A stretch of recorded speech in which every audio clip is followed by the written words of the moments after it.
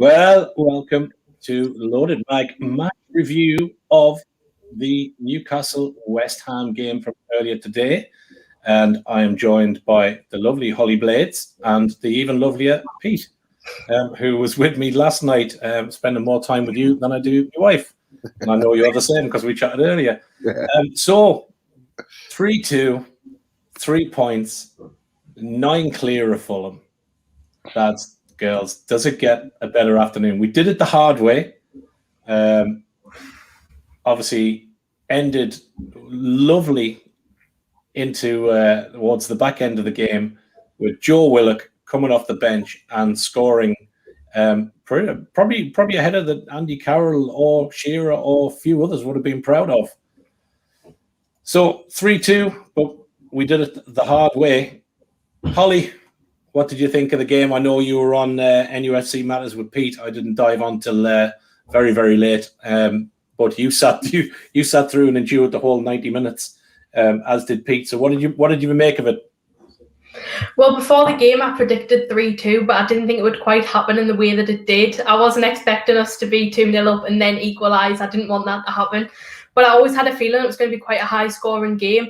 I think that obviously when we were 2-0 up and then we equalised, everyone was absolutely gutted because they were like, before the game, maybe people would have taken a point, but at that point you thought we should have easily won this game and everyone was kind of disappointed. I didn't think a lot of us thought we would get back into that game after that, but then we did. And to be honest, I was struggling to hold in the tears. Like, I'm not even being dramatic. I literally was because I was just so happy. And I think those 3 points meant so much because, of course, last week they did against Burnley as well. But now I feel like those 3 points have just guaranteed us safety. I don't want to get ahead of myself or anything, but I really do think we're safe now. Yeah. No, I think you did get ahead of yourself on the text earlier on because there was quite a few cursories that you dotted out, which I was like, whoa, hang on a minute. Holly's gone a bit crazy. But, I mean, if you look at the table, I mean, it looks a hell of a lot better than it did probably 3-4 weeks ago. We had that 10-point gap. We've put that back in now. We've pushed Brighton and Burnley down. Obviously, they all kind of play along with Fulham and that over the next couple of days. But 9 points clear of Fulham, 11 points clear of West Brom.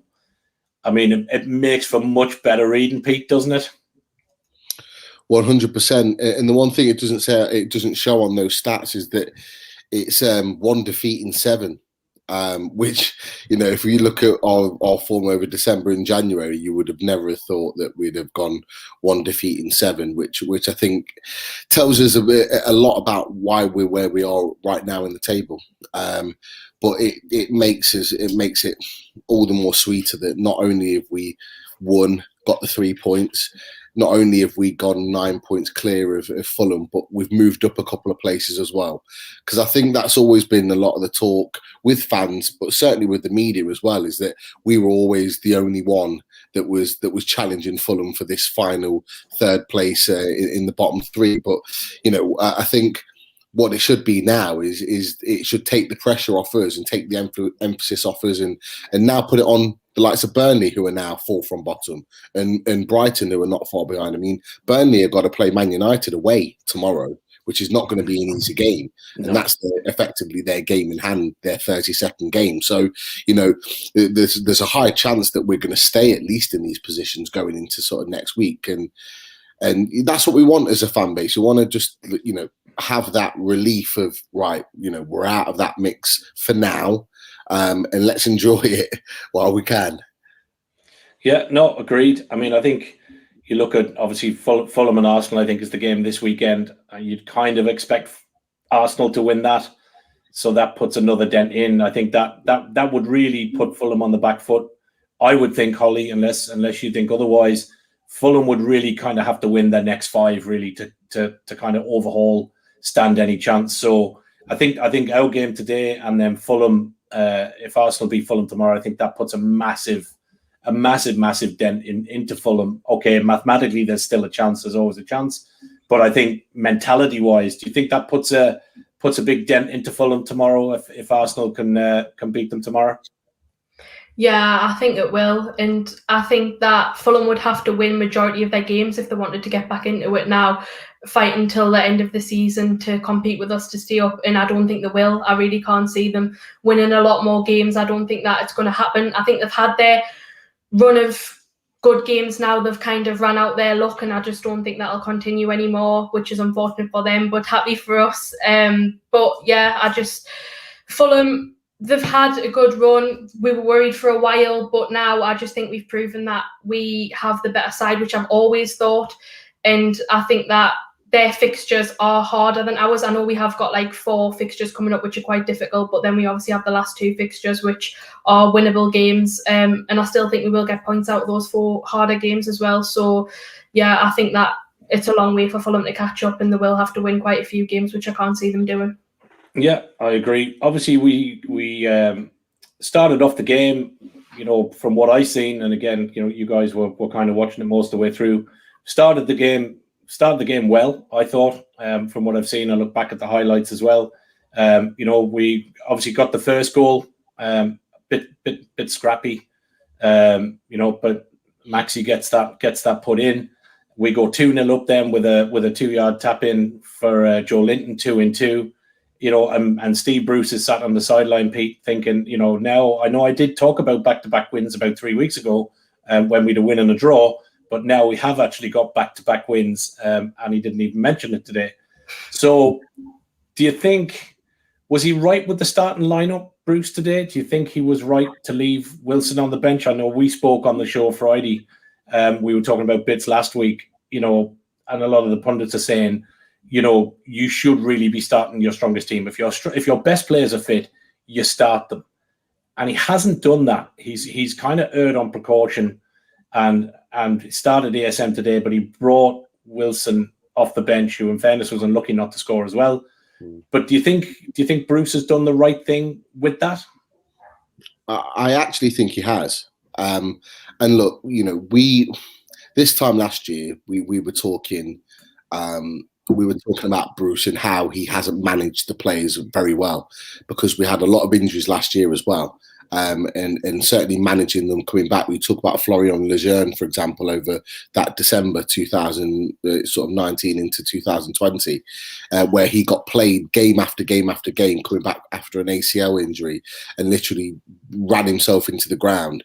And he hadn't managed players very well. But I believe what he's done this time, particularly with our key players, with Miggy, with Wilson and ASM, is that he's managed them. He's managed them with their time coming back in. He's managed them with the length of time they've been out injured and not tried to rush them back. And I think it was the right decision not to play Wilson. I mean, it's already been justified with the fact that Joe Linton got his goal, because that's effectively who he was replacing, because it would be ASM and Wilson playing that as a front two effectively, if we were putting our full strength team out. So, he's got justification on making that change, because he scored, and actually he didn't just score. He played a crucial part in both goals. Because the fact that he won the ball back on the halfway line, he committed Dawson to commit the foul that got the second yellow card. ASM went on and created that chance that scored the own goal. He's then got on the end of the second goal. He's played a significant part in the game, regardless of what we think about or feel about him. He's done his job today. So fair play to him for that. In particular, in the first half, I thought he did well. And I certainly would have picked him ahead of Gale if I had the choice, because neither were great against Burnley. But if I had the choice, I would have picked Joe Linton, because he can actually stretch defenders and do exactly what he did today in pressure them into making mistakes. So, I think ultimately Bruce has made the right decision. I think Wilson didn't look overly fit against Burnley. I thought he looked a little bit sharper today. I think over the next 2 weeks, against Liverpool, and I think it's in particular getting him ready for that Arsenal home, I think that's where we're really going to see Wilson back fit, firing and starting. Yeah, no, I agree. That was obviously the foul. Hang on, let me just get rid of the comment so we can see. That was obviously the foul. That was Dawson's second, and obviously Joe Linton there giving it some absolutely brilliant Brazilian ballerina-esque type moves there. But for me, it was a definite second foul, and I think Dawson knew it. Holly, you happy enough that was a second yellow and a red as Joelinton went through? Yeah, I think it definitely was. It was just a bit careless, really, for him to do those silly challenges, which wasn't really necessary. So it's probably disappointing for West Ham to have a player sent off in the way that they did. And when they got sent off, it kind of felt like a double goal, you know, because we were thinking, oh, brilliant, we've just scored. Now they're down to 10 men, so it'll be an easy game. And then, unfortunately, as the game got on, it looked like we were the side with 10 men. But yeah, I think it was a definite second yellow, which, of course, got him sent off the pitch. Yeah. I think the other thing, I'll just put that back up. I think the other thing I will say for me, the other thing I would praise from today's game, I think, Pete, you're right, Joelinton did what he needed to do.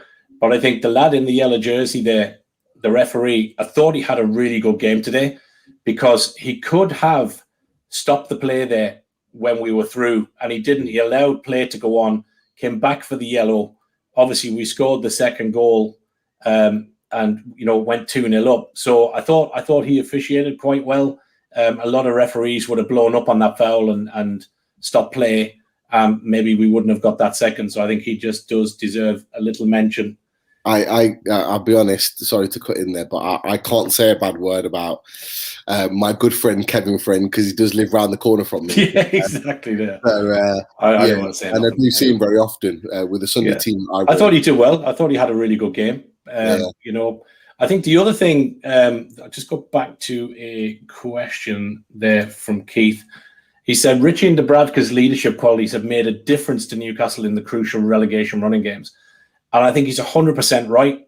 I think Richie, since he has come back, since he got back in the team, has added that, and I look at today, I think West Ham, with however 10, 15 minutes to go, got a free kick on the right-hand side. And Richie was all over the referee, in his face, asking questions. And I think, Pete, we were talking again on one of the shows, and you made a very good point a few weeks back about, with Lascelles, with Richie, we've kind of lacked that shithousery, for want of a better word, where we've had a player who's been an absolute little fucker and got into players, got into refs' faces, pulled and dragged, give a bollock, and done all those things. And I think he's made an absolutely massive difference since he's come back in. I think we've missed that rough edge and that leadership. So I think Keith's point is a vital one. Holly, Pete, do you think Richie coming back in has been no coincidence with an upturn in form? Are you asking me or Pete? Whichever one wants to shout out. Free flow. Right. I think that, they've made a massive difference. I think Matt Ritchie has been an unsung hero for Newcastle for years. I think he played a massive part in the promotion in the Championship, which he didn't really get the recognition that he deserved.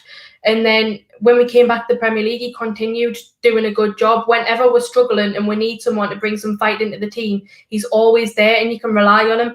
I was worried when he got that massive injury against Leicester in the League Cup last year of Hamza Chowdhury, because he really didn't seem the same player since then.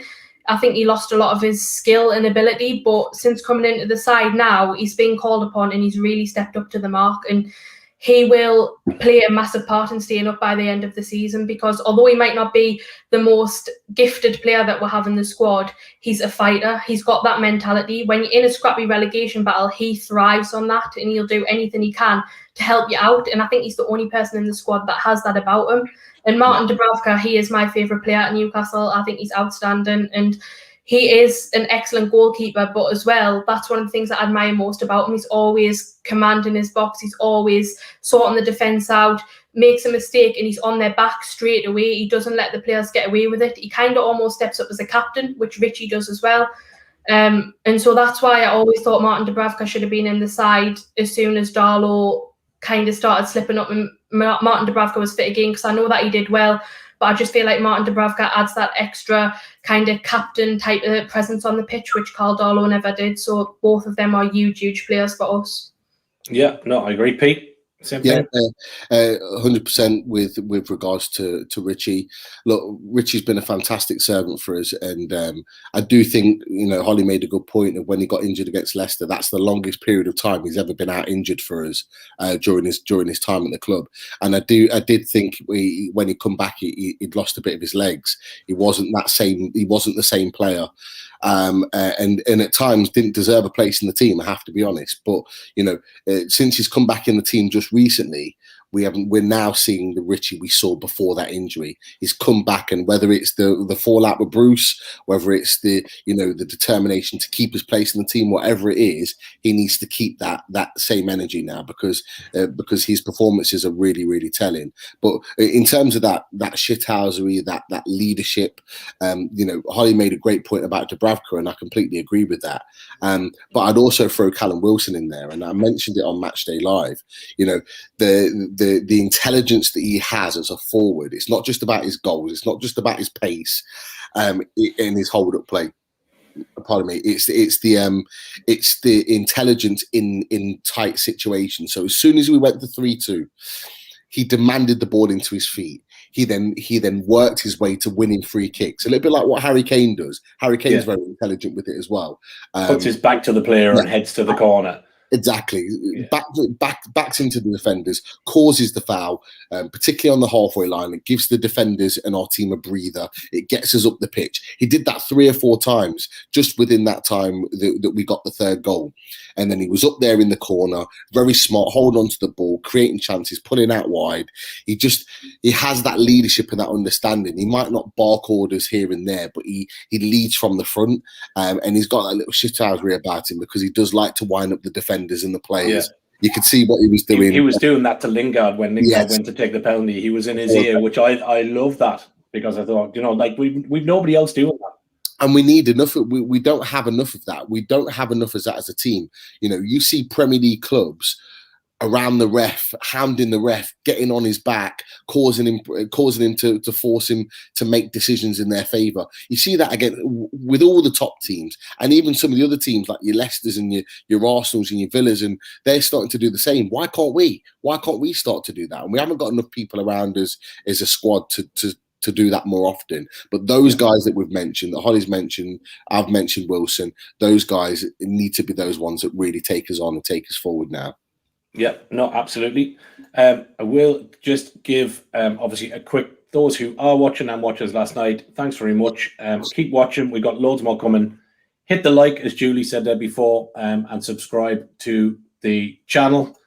I'll give a quick shout out to sponsors, Centre Rail, who are one of our chief sponsors for Loaded Mag.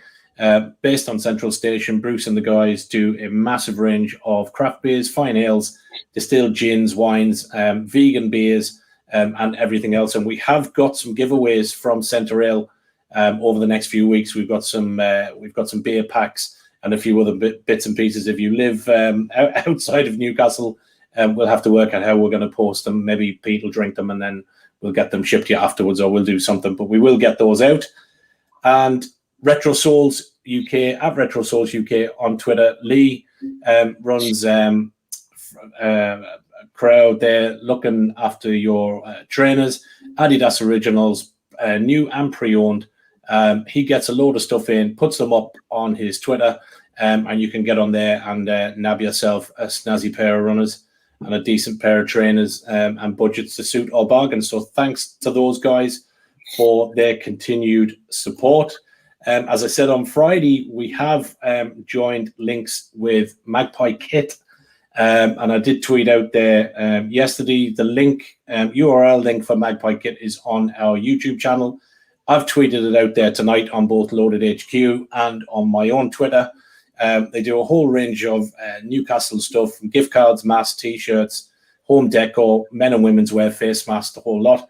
And they have given us some codes for tonight. So if you use the URL, you go onto Magpie Kit for tonight on behalf of Magpie Kit and Loaded Mag. If you go online, put in the code 32, given a 3-2 win tonight, and you'll get 32% off the home shirt print up in the top corner there. If you use the 15% code of 9clear, given where we are from Fulham, you will get 15% off everything on the site except the social stars. And if you go on also and you want to buy a mug, you will get 75% off any coaster to go with your mug. No code for that, but it gets calculated at checkout. So I'll ping the URL out again. It is on our YouTube channel. So get onto the YouTube channel, use the URL, like and subscribe while you're there. But get yourself onto Magpie Kit. Those promo codes are live now, and you can get a few bargains. So there you go. Thanks to all of those guys. Obviously, I'll go back to a couple of the questions because I have got them coming in. Let me go back up to Keith, put a question in, looking at others. West Brom have won 3 and 6. Is it possible, Pete, they can win 4 of their last 7? They've got Leicester, Villa, Wolves, Arsenal, Liverpool, West Ham, and Leeds. I don't see it personally, but will Fat Sam pull off the miracle again and get West Brom out of it, or do you think West Brom are done? Sorry, West Brom fans. Yeah, look, it is possible. Anything's possible. Do I think they'll do it? No. I think they'll be lucky to win 2 out of those games, and maybe a couple of draws if they're lucky. I actually a while ago I looked at their fixtures and I was just kind of whizzing through and I thought, oh, their fixtures are not too bad. But looking at them on there, actually, no, they've got some tough fixtures on there, and they've already got what is it, an 8. No, more than that, however many point gap that they've got to bridge before they even try and get beyond us. So yeah, but they're 11 to us as it stands tonight. Yeah.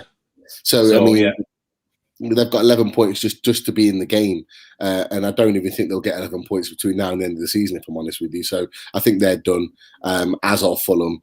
If I'm honest, I think if they pull off the Great Escape, it'll be to Burnley's detriment rather than anybody else's, I think, at this point in time. But yeah, not for me, not West Brom. Yeah, okay. Julie Baker, who does watch most of the shows, says she can see the Baggies getting someone out of the Villa and Wool game. She lives down that way in the Midland derbies. Holly, same thing. Can you see Sam getting West Brom out of it, or do you think West Brom are heading down with Sheffield United? I think they're heading down. I think there's too much of a big gap now. Like Pete said before, they've got so many points just to even get in the mix because they're so far adrift now. I think Sam Allardyce won't work his magic this time. He's waited a bit too late before he started getting some results. And obviously I know he wasn't there for the whole season, but I can't see them winning those games. And they are a hard run of form, but not for me. I don't think they'll get 4 wins. Okay. Can I just add to that? Just imagine tonight the West Brom and the Fulham players looking at that table, watching our game today and looking how we firstly went impressively 2-0 ahead and deservedly so at half time, but then fighting back after going 2-2 to get that winner. Just imagine how deflated those players are now, knowing that they've got to get even more points than before. So it's not just about, looking at the fixtures, can they win this, can they win that? There's an additional pressure there to get those additional points, but there's a mental pressure there as well. That a lot of players will just be giving up right now and thinking we ain't getting out of this. And particularly some of the better players in those squads. You're looking at Pereira at West Brom. He might now he might be starting to think, okay, where's my next move coming? Because he's not going to stay another season in the Champions League. I don't want to go full for leather in this in case I get an injury and that hampers me a summer move and. And I'll be honest with you, I think if we'd have gone into the bottom 3, I think it could have quite easily been the same for us with the likes of ASM and Miggy and Wilson. And fortunately, we're not in that position. But there's that mental aspect that I think people haven't thought about with those players of knowing how big the gap is and how hard they've got to work and how lucky they've got to be between now and the end of the season to even have a sort of a slimmer of a chance. So I think it would be very difficult. You okay there? Sorry. That's okay. Tom says he was in Centre Rail last week. Great beers. Rehills are great as well. Absolutely. There is some stuff. Last time I was home, I was in Centre Rail and Bruce did give me a few lovely bits to bring home. But I think I did say by the time I got to Newcastle Airport and I boarded me plane to a drank and all I had was an empty glass and a bag. So just lucky that I did get on. Terence Swift says, if every player played with Richie's enthusiasm, we wouldn't be in the position we're in. Absolutely agree. Actually, I think I did tweet out a clip today of the 3rd goal where Richie puts the cross in. And as the ball's going in, you can literally see him jump in the air and go to head it the same, and then arms up and he spins off and legs it down the pitch. So, yeah, I think, if we did have all of that passion, I think we would be great. Daz says we're all Gunners fans tomorrow. Absolutely. I think again, look, we've said, Daz, if that game tomorrow is an Arsenal win, I think Pete. I think you made the point. If you're Fulham, we were 10 points ahead there a few weeks back, clawed back to 1. Yeah. We dipped into the bottom 3 for a few hours, and since then we've pulled away and we've got 9 near enough back to the 10, 11 clear of West Brom. Again, as you said, if you're a Fulham player, you're looking at that, you must be going, oh yeah, come on. We clawed 10 back. We've kind of had our run, but we're back to being 10 away again. Paul Oxley says all those people that said we was going down on Twitter today are all very quiet. Yeah, I did say it. Me and Holly were chatting pre-show, and I'm sure Daz or someone that sees this or whoever else, probably Richie, will put something up. I did say a few weeks back, and people backed me up, I did say we were going down. I had resigned myself, given the run of form we were in and Bruce and everything that was going on. I thought we were plummeting towards the deck rapidly, and I had that feeling, and I had made me peace with it. I was kind of, we're going down, and I'll enjoy the championship. I'll go a few games and enjoy it. But look, hey, I'm happy to admit I was wrong. Holly thinks we're staying up. I think 3 of us sitting around this evening, I think there's a much bigger confidence that we will survive and stay up from where we were. ASM on Twitter tonight. So Julie saying ASM is putting the Mackhams in their place. Yes, it does work well. Obviously, not only did I get my kitchen nearly finished, we got a 3-2 win, and Sunderland had a bit of a shocker on their weekend in Blackpool. So, if Carlsberg did weekends, it's probably not too bad. If an Arsenal win tomorrow, it's probably not a bad weekend. Definitely. Keith says, looking back at the last month's Fulham games and defeats to Leeds 2-1 and Villa 3-1 when they were 1-0 up and 1-0 in extra time were pivotal and broke Fulham. Yeah, I would agree. I think it was the Wolves extra time win. I don't know who the player was, but I think there was surely, I think the camera showed one of the players coming off with the head down in tears. Yeah. Was it? That's who it was. Yeah, I knew there was somebody when we were watching that game. Where do you think next 2-3 fixtures? Now, I didn't put the fixtures in amongst my crap for tonight because I was waylaid. But next 2-3-4 games, we've got the likes of City, we've got Liverpool. I think it's Liverpool next, is it? Yeah. Pete, you probably know these off by heart. What have we got? Liverpool? This is how involved I get with regards to yeah. That's why I don't need a clip, because I know I have you on and you know them. So there you go. Yeah, so we've got Liverpool next, Arsenal away. Arsenal at home, Leicester away, and then Man City at home. They're our next 4 games. So tough. But within that, that win today means that the pressure is off us for a few of these games. And, if I'm targeting one game out of that, it's Arsenal at home. It's Arsenal at home that I think that we can do what we did to West Ham. Let's remember, West Ham are in the top 4. Arsenal are not, and they're not playing overly well either. I know they had a good game in Europe, but teams often play very different in Europe compared to their league form. And I actually think that they're there to be beaten. So although on paper it looks difficult, I think we can still get points out of that. I think we can get. I'm not expecting anything from Liverpool. Liverpool is literally a free hit. So if you want to change your squad around, if you want to give 1 or 2 players a run out, the likes of Willock, who probably deserves a start now. If you want to give Callum Wilson his start, for example, if you want to move 1 or 2 players around to get them back in the team, great, do it against Liverpool. But Arsenal, I would target. I think Leicester away is a chance that I'm not saying we'd win, but I think we could get a point from there because they're not overly with it at the moment. They're in a bit of free fall. In fact, they've kind of put their top 4 place in jeopardy massively. And they, I've had all my Leicester mates, they've been texting us absolutely buzzing tonight because we've kept them in the top 4 effectively, because I think West Ham could have gone at least level or maybe even above them with a win today. Yeah, I did get a few DMs off a few Chelsea people as well. Yeah. Obviously they're playing in the Cup tonight. Just obviously on that result, that finished up in the FA Cup. Chelsea won, Manchester City 0. So no quadruple for Pep. 2-0 it was. Was it 2-0, was it? Yeah. Oh no, so it wasn't. It wasn't. Yeah, no, only 1-0. Yeah, Well, like, yeah. they did score. I think it was Pulisic that scored. It got chalked off. It was right at the end of the game. So I sorry, my bad. It was 1-0. Yeah, no, finish 1-0. So no quadruple for Pep. And currently in the Premier League, it is Wolves 0, Sheffield United 0. Keith says, Newcastle last 6 games. There you go. Hopefully get a point against Arsenal, win against Sheffield to cement Premier League safety. Holly, looking at those games, do you think we get anything off the next 4? Pete thinks we might get something against Leicester and Arsenal.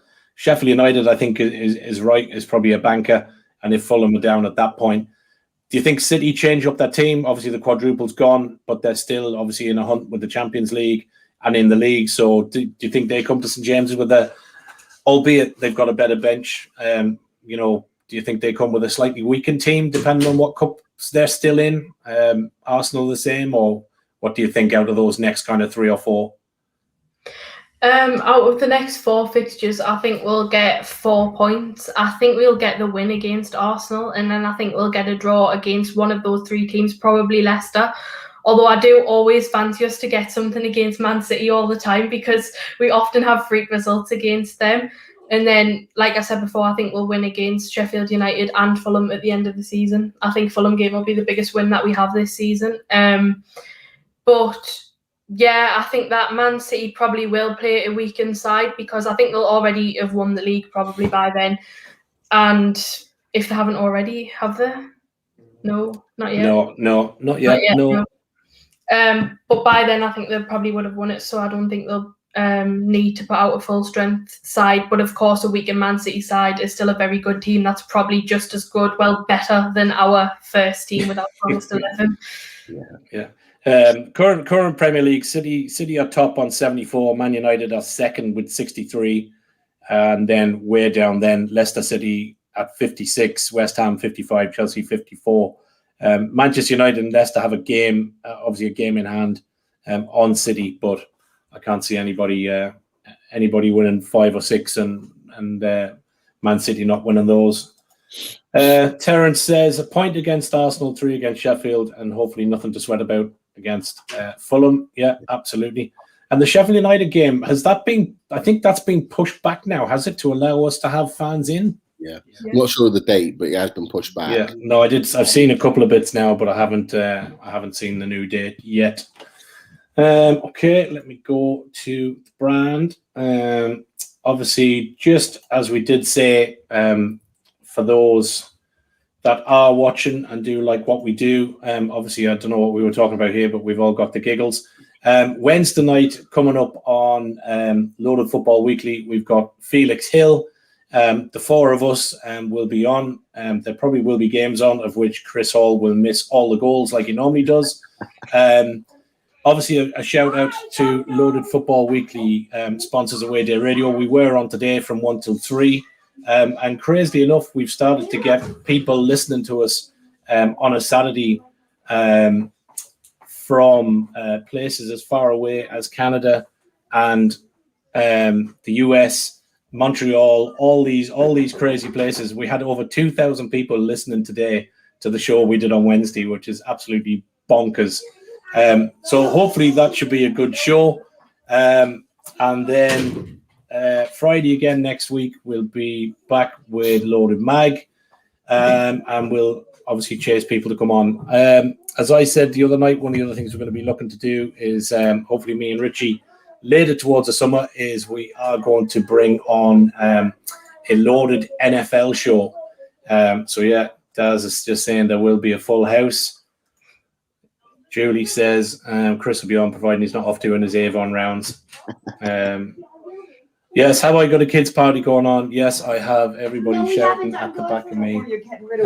People in and out. Yes, it is like a big train station. Just keep on coming. It's okay. Martin's house party. Yeah, Martin's house. Because I keep saying I'm like Harry Potter. I'm under the stairs doing that. But yeah, the kids have mates in. There's 2 at the door. I have no clue what's happening at the front of my house, but I have a Ring camera, so if anything goes missing, I am getting looked after. But thanks for the concern, Paul. Okay, Holly, where where is your confidence? Do you think today's win was that it? Do you think we stay up? Is it a done deal? Are we safe? Yeah, I think we've done it now. This is going to come back to haunt you now. Don't make it come back to haunt you. I tweeted something after the Tottenham game, I think it was, where I was like, nah, we won't go down. And loads of people were going to be like, oh, people will be screenshotting this and then you'll be on some meme page at the end of the season. I was like, probably, but I don't care at this point. I think we're safe. But I still can see us picking up a lot more points. And I don't want to be too confident in the game, but I think we're going to finish in our magic 13th place. Yeah, well, I did say today we're only 3 off 12, and that was when I got royally shut down because somebody had obviously recorded that I said we would go down. So there you go, and it does come back. Pete, are we safe? Not mathematically, but I think that win today is effectively kept us in the league for another season. And for me now, right now, it shouldn't be looking below us. It should be looking above us. I think I mentioned on Matchday Live that we're 3 points off the likes of Southampton, who were top, I think, in December, top of the Premier League in December. 3 points off them. We're 3 points off Palace as well, who have not been talked about at all as being in a relegation battle, yet we're only 3 points off them. And I believe that, as Holly said, we've got an opportunity of finishing in our comfortable 13th position. But look, if you look at those fixtures that you put out, if we were to get wins against Arsenal, Sheffield United and Fulham, which we're more than capable of doing, I think that puts us on 44 points, the same as last season. Yeah, that would take us up to 11 currently. Yeah, so, it could all change very, very quickly. In terms of our outlook, in that we were looking at every result being Fulham, any fans of clubs that Fulham were playing against to now looking above and looking way above us in the table. The one thing I will say is that I did mention when we were doing our predictions a while back that I thought that we'd finish above Brighton and Burnley. And a lot of people kind of sort of laughed at that. We're above them right now. And I think we're in a great position to stay there. So, it all looked doom and gloom at one point, but it's looking a lot more positive now. And we're not losing games readily. We are picking up points. We are more resolute and harder to beat. And as long as we keep doing that, I think we'll cause other teams problems with our attacking front line. Yeah, I think we've been better since Lascelles has been out, and we kind of reverted to a back three with 2 wing backs. That's just my opinion. Hashtag not my captain. You keep saying it every week. I know I'll get slaughtered again tonight on Twitter. Keith says Newcastle have a terrible record home and away versus Arsenal since the mid-2000s. Only 1 win and 3 home draws since 2006. Hopefully Newcastle can get a result like 27-2018 when Richie and Perez got the goals in a 2-1 win.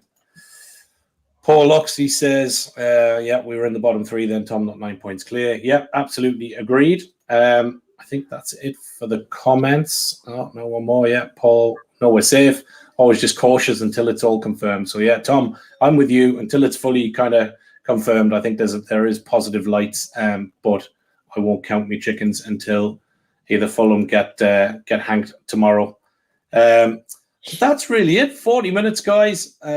We probably won't go too much further. Again, as I said, Wednesday night, me and the guys are back for Loaded Football Weekly with Felix Hill. Make sure you tune in. If you haven't watched any of it, get onto the YouTube channel, have a look at it. There's a load of shows up there. Last week's was really good. If you didn't watch last week's, go on just for the laugh and watch us with the lads from Sunderland, the Void official. They were absolutely fantastic. Calv and Josh, I have to say, two of the funniest Mackhams I know, which there's not many of them, but there were. We ran over by about half an hour, probably the best near 3 hours we've had with the crack and with the music. So get on there and have a look at it. And that's it. We'll be back next week. I want to thank, obviously, Pete for coming on. Again, 2 shows. I'm going to let him go off and have a bit of romance time with the missus. He's got the brandy in hand. Holly, I won't talk about you having any romance because that would just be totally inappropriate and you've only got a bottle of water. But listen, thanks very much for breaking your duck on Loaded Mag. I'm delighted to have had you come on, and I'm sure it'll be the first of many, many appearances. But yes, here's 2. 9 points clear of Fulham, 11 points clear of West Brom on a night when Willock was the saviour of St James's with a header, and the Toon win 3-2. So from us, it's good night, folks, and we shall see you again next time. Thanks very much. Good night. Take care, guys. See you guys.